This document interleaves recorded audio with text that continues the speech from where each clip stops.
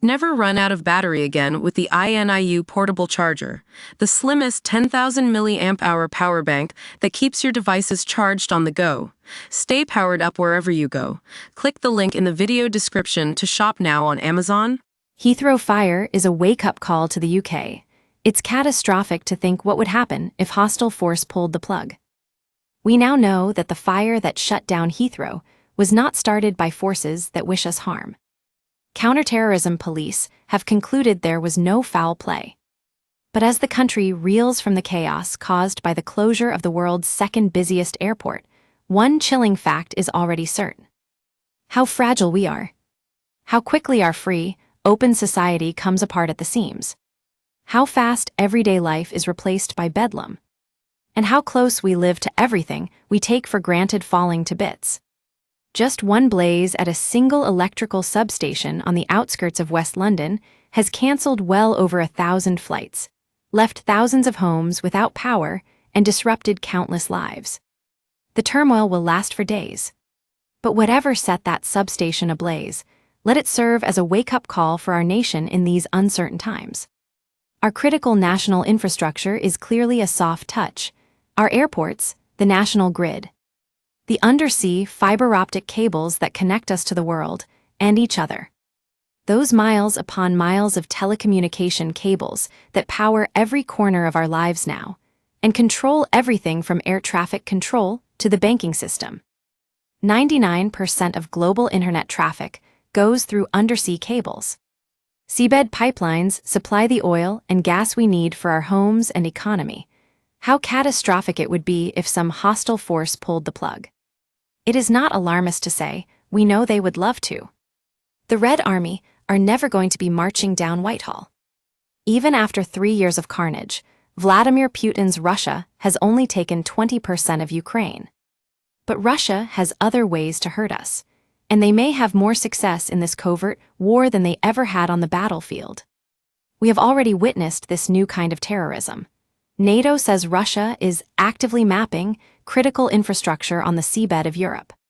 In the UK, the Ministry of Defence has a surveillance ship to detect threats to crucial undersea cables.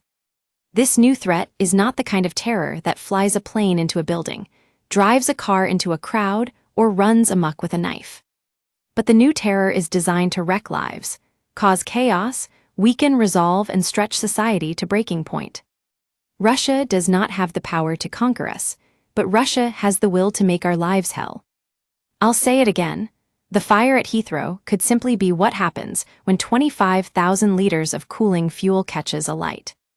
But we know, don't we, that Russia loathes this country for its unstinting support for Ukraine.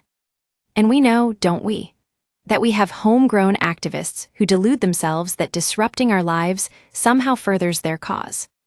We are far too vulnerable to the whole lousy lot of them.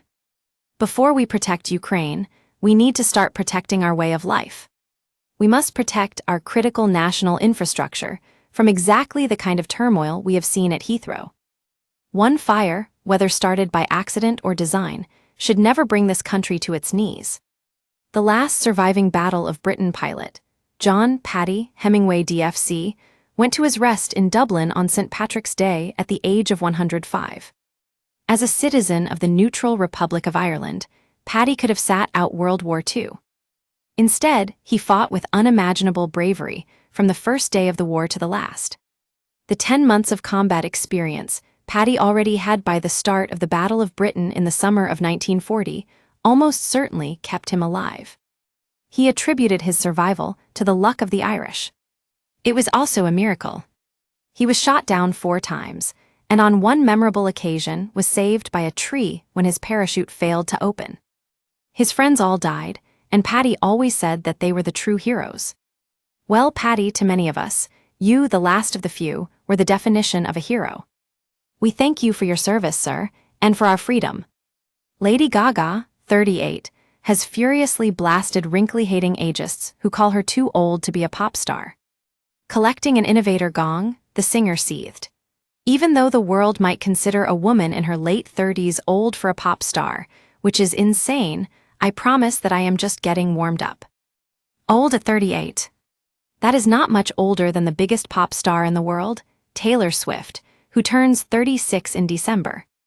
And it is half a lifetime younger than all the rock royalty: Mick Jagger, 81, Keith Richards, 81, Paul McCartney, 82, Bob Dylan, 83, and that fresh-faced youngster Eric Clapton, 79, every one of them still playing live. Too old at 38. That really is gaga. Adolescence has hit a nerve like no drama has for many years. The 4-part Netflix series recalls the very best of British TV.